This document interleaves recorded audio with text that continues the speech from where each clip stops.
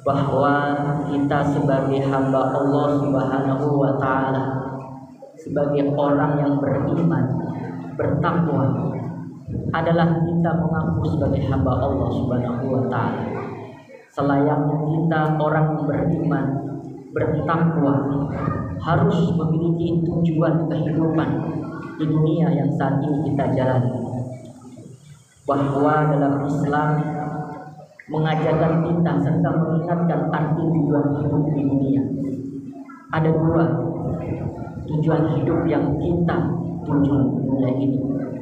Yang pertama yaitu tujuan hidup jangka pendek. Kemudian yang kedua, tujuan hidup jangka panjang. Apa yang dimaksud tujuan hidup jangka pendek? Tujuan hidup jangka pendek ialah kegiatan, aktivitas di dunia ini dengan penuh kesenangan, dengan penuh kebahagiaan, dengan penuh ketenangan, dengan penuh ketentraman. Itulah ada di dunia saat ini yang kita rasakan. Namun jangan lupa dan jangan pernah terlena, dan bahkan jangan pernah terlewati. Kita fokus tujuan jangka panjang kita, yaitu di akhirat kelak yang kekal abadi selama-lamanya. Hadirin jamaah sidang Jumat rahimakumullah. Ketika kita melaksanakan aktivitas kegiatan kehidupan kita di dunia, marilah kita iringi dengan niat lillahi ta'ala, meminta ridho oleh Allah Subhanahu wa ta'ala. Agar apa? Agar bisa meningkatkan kualitas hablu minallah dan hablu minannas untuk mencapai kebahagiaan dunia dan akhirat. Maka ada doa yang diabadikan dalam Al-Qur'anul Karim. Doa tersebut selalu kita panjatkan, doa tersebut selalu kita lantunkan, doa tersebut selalu kita baca setelah selesai sholat. Apa doanya? Bismillahirrahmanirrahim. Rabbana atina fid dunya hasanah wa fil akhirati hasanah wa qina azabannar. Doa tersebut memiliki arti dan tujuan dalam kehidupan kita di dunia ini. Agar apa? Agar bisa mencapai kebahagiaan di dunia, baik-baik kebahagiaan di akhirat kelak. Agar kita bisa terhindar dari api neraka Allah Subhanahu wa taala. Hadirin jamaah sidang Jumat rahimakumullah, bahwa jadikanlah dunia ini sebagai alat untuk mencari sebuah amal kebaikan serta amal ibadah untuk mencapai kebahagiaan kita yang hakiki dan yang kekal, yaitu di akhirat. Karena apa? Karena dunia ini sifatnya sementara. Dunia ini hanya sebentar. Kita sebagai hamba makhluk ciptaan Allah Subhanahu wa taala menumpang ciptaan Allah Subhanahu wa taala untuk apa? Untuk mencari amal kebaikan dan amal ibadah kita untuk di akhirat kelak. Bahwa yang saat ini kita rasakan di dunia pasti terasa capek.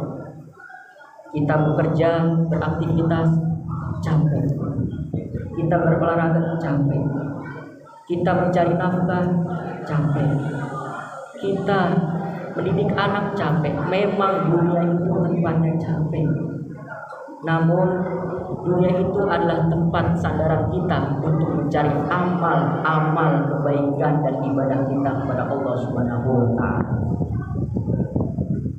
Bahwa ketika kita rasa yang kita rasakan di dunia ini terasa capek, memang dunia ini tempatnya capek, tapi kita harus sabar menghadapi, mengikuti kegiatan kehidupan di dunia ini.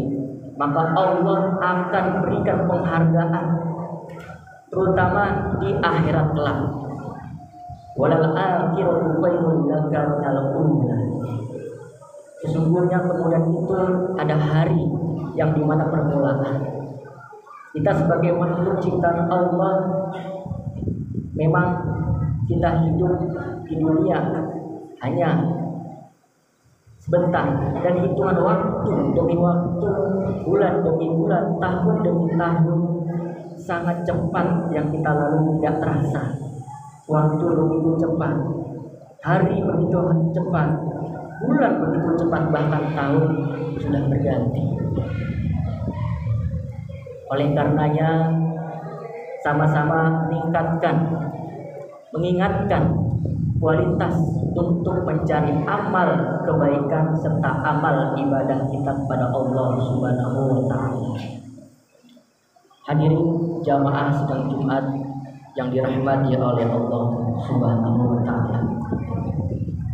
Dunia ini adalah tempat mencari amal, akhirat tempat menikmati amal.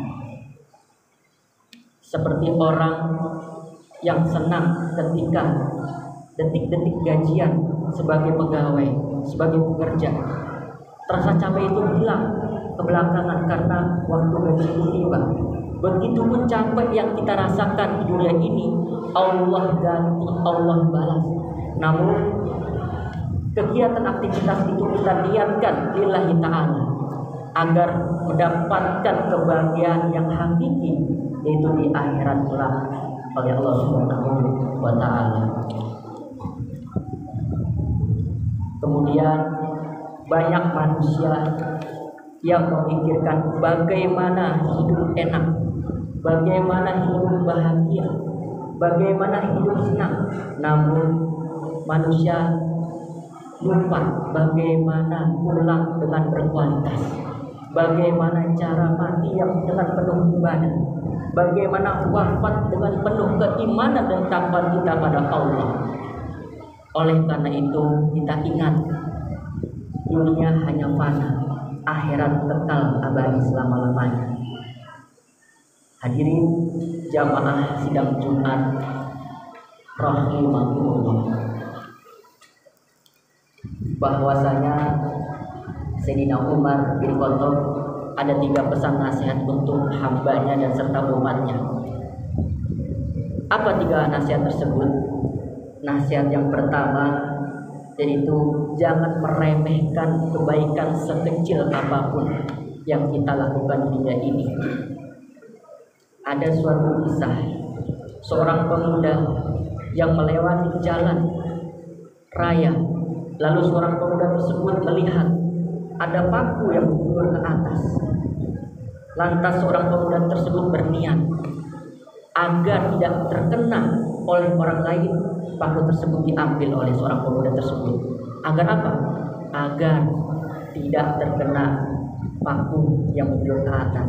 Ini adalah kebaikan yang kecil, kebaikan yang remeh, kebaikan yang sepele, namun Allah akan memberikan rahmat kepada kita. Kemudian ada kisah lagi seorang pemuda yang dimana seorang pemuda tersebut di kehidupannya, aktivitasnya melaksanakan ibadah dengan baik, melaksanakan dengan zikir dengan baik. Kemudian namun ketika kita hidup di dunia ini, janganlah sampai kita mengaji hanya 1 kali khatam namun sampai wafat. Allah tidak menyukai orang seperti itu. Alangkah baiknya seorang pemuda tersebut adalah ngaji demi sedikit, ayat demi ayat, namun continue, namun terus menerus. Inilah bahwa ada hadis yang mengatakan amalan yang paling dicintai oleh Allah Subhanahu wa taala adalah amalan yang ringan namun terus menerus dikerjakan oleh seorang hambanya. Inilah mengingatkan untuk sama-sama menjalankan aktivitas kita beribadah kepada Allah Subhanahu wa taala. Kebaikan sekecil apapun kita anggap remeh, itu akan mengundang rahmat oleh Allah Subhanahu wa taala. Kemudian nasihat yang kedua adalah jangan meremehkan keburukan sekecil apapun di dalam dunia ini. Ada seorang kisah seorang kakek diundang oleh orang lain untuk menghadiri orang tersebut. Orang tersebut menyajikan hidangan yang begitu lezat, begitu nikmat. Namun seorang kakek tersebut datang menghampiri, berkunjung, lalu makan yang sudah disediakan, makanan yang begitu nikmat, makanan yang begitu lezat. Namun ketika dimakan, makanan tersebut terselip di giginya, lalu susah dikeluarkan dengan menggunakan lidahnya.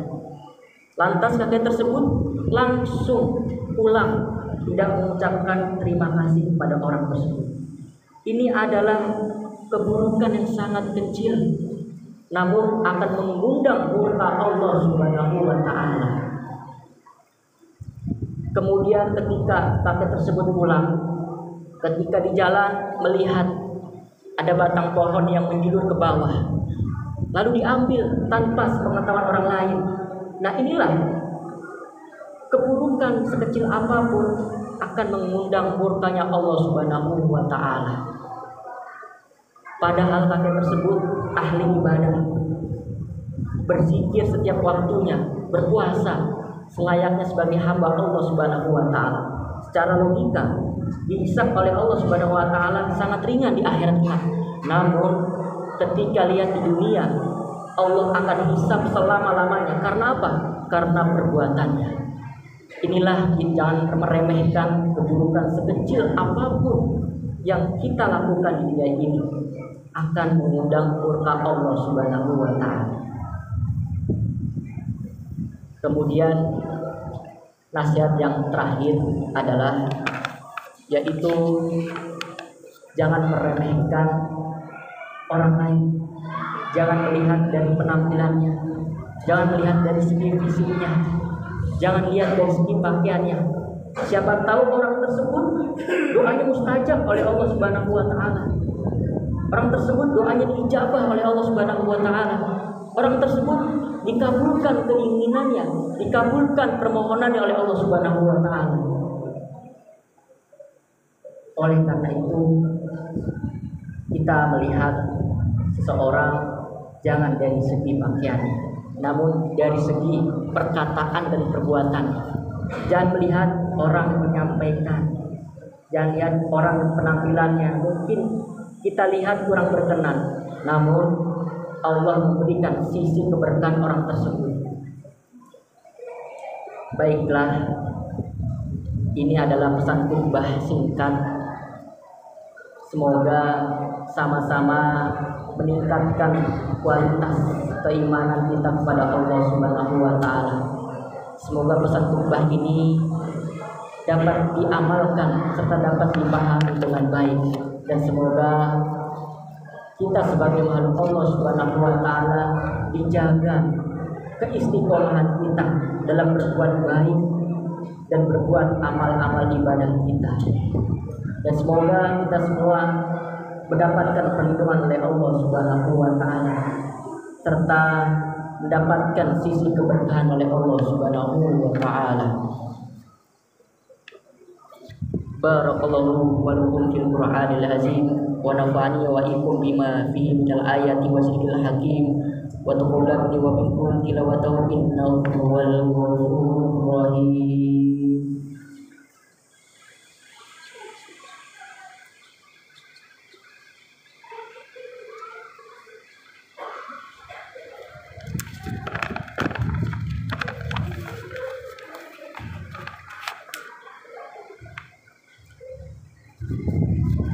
Alhamdulillah wa kafa wa rusuli wa usallimu ala sayyidina Muhammadil Mustafa wa ala alihi wa ashabihi ahli sidiki wal wafa.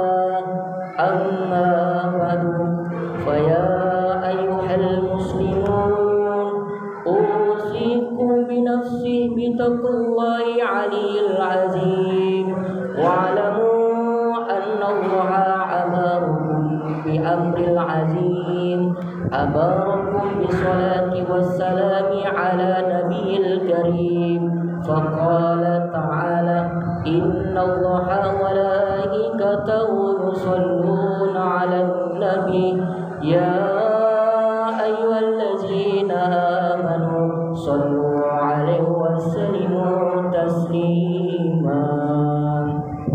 Allahumma shalli 'ala sayyidina Muhammad wa 'ala ali sayyidina Muhammad kama shallaita 'ala sayyidina Ibrahim wa 'ala ali sayyidina Ibrahim wa barik 'ala sayyidina Muhammad wa 'ala ali sayyidina Muhammad kama barakta 'ala sayyidina Ibrahim wa 'ala ali sayyidina Ibrahim fil 'alamin innaka Hamidum Majid.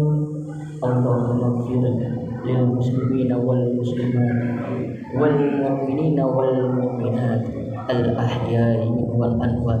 Allahumma adfat ana bala'a wal ghala wal waba wal fahsyah wal munkar wal bayan wal sunufa mutalifa wasada'id al wabil had ma zahara minha wa mabatan min baladina haza qasah wa min buldanil muslimina ammah innaka ala kulli syai'in qadir. Rabbana zalamna anfusana wa illam taghfir lana wa tarhamna lanakunanna minal khasirin. Rabbana hab lana min azwajina wa qurrata a'yun waj'alna lil muttaqina imama. Rabbana atina fid dunya hasanah wa fil akhirati hasanah wa qina azabannar. Ibadallah, innallaha ya'muru bil adli wal ihsani wa iyata'i dzil qurba wa yanha 'anil fahsya'i wal munkar wal baghi la'allakum tadhakkarun wazkurullahal 'azim wa yastughfiru li azikum fi dzikrillahi akbar. Salam.